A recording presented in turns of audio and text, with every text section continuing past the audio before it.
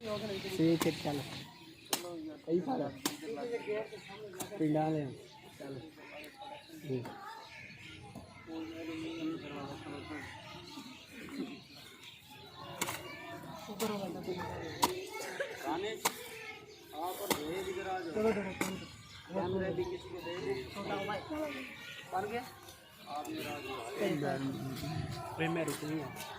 चलो बेटा आओ सारा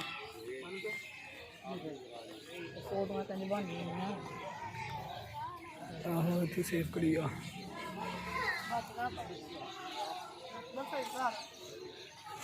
हटे आगे से हमारे सुनिया बन कोई आगे तस्वीर खींचा मेरी वीडियो थोड़ी जी बना पौधे लगे जाऊंगा यहाँ